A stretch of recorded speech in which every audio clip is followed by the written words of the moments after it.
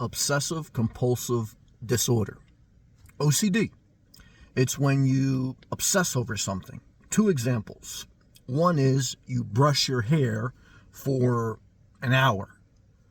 Second example, you take a shower for an hour. You do something for an extended period of time because you're obsessed with it. Now, it's not all negative, because your obsession could make you very particular with something, which will make you do something very well. However, where that positive of you either being focused on the details or you doing something at a very concentrated, high focused level, where that becomes negative is when you can't let go. You obsess. There's a difference between being focused and obsessed. And again, take the basic examples of brushing your hair and taking a shower. It's positive that you want to groom yourself. It's positive that you want to take a shower. It's not negative. However, when that takes a big part of your day, which is a big part of your life, and you neglect other things, it's hurting you. This video is to say a way you overcome some of that OCD is put a time limit on everything you do. As an example, if you're brushing your hair, don't take more than a half hour. If you're taking a shower, don't take more than 40 minutes. If you're having coffee, don't eat breakfast or don't sit in a cafe for more than an hour. Whatever time limit structure for whatever activity, the key is to put limits on what you're doing, time limits, so that you know, even if you kind of like went over the limit a little bit, because there's grace, right? Don't be so particular you don't give yourself grace. That's a problem too with OCD people. They're so hard on themselves. They're so hard on themselves that overflows to other people. They're hard on them. Give grace to yourself and to others. So if you go over a time limit of doing something, don't go crazy. Just get going. I say, okay, I've been sitting down for an hour. Oh, I've been brushing my hair for 40 minutes. And so before you start, during, and after, always keep that time limit in the back of your mind. Management of time alleviates the suffering of OCD. And it also helps the sloth. Okay. The sloth is usually a lazy person who doesn't manage their time well. They don't do much well. They kind of throw paint against the wall.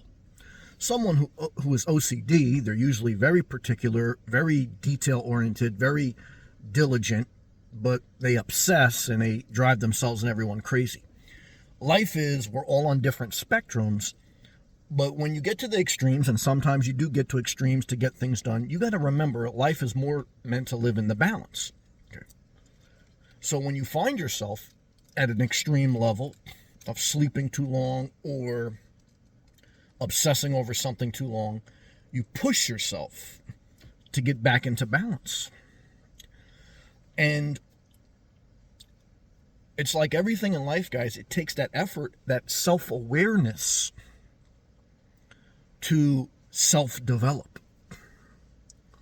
And it never stops. Don't think you've graduated from self-awareness or self-development.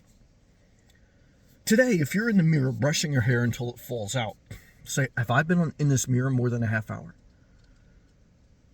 If you're taking a shower, which is good, hygiene and enjoyment, showers are great, for more than an hour, what am I doing? If I'm sitting at the cafe for 3 hours, what am I doing? Again, obviously there's certain activities that take longer depending on what needs to get done and how it needs to get done.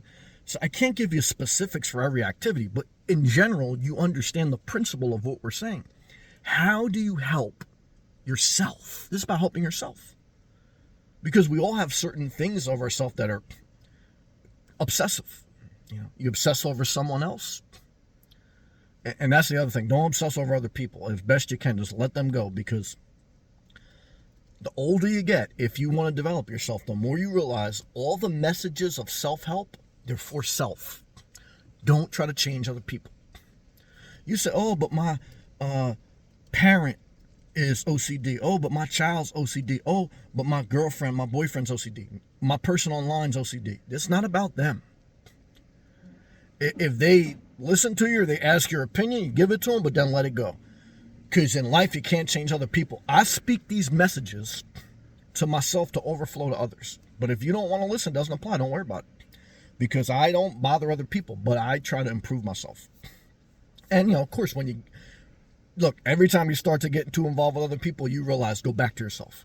Because other people, that's their journey. So my journey is I don't allow other people to come into my life as an adult, whether associate, whether family member, friend, whoever, and bring their drama or their negativity in my life. I don't care if you have OCD. You don't have a right to destroy my life. But at the same time, if I see myself struggling with something, I say, okay, what am I struggling with? How do I need to improve? And there's been times in my life where I've done both. I've been too obsessive over something, and I've been too lazy over something. Everything in life, you'll find yourself on both sides of the spectrum, which will give you empathy. Empathy is good, but so is urgency to change behavior as best you can. We're all different, but this is a basic tip to help you for yourself, not for other people. Put time limits on yourself, at least in your mind. This is what it means to be mindful, okay?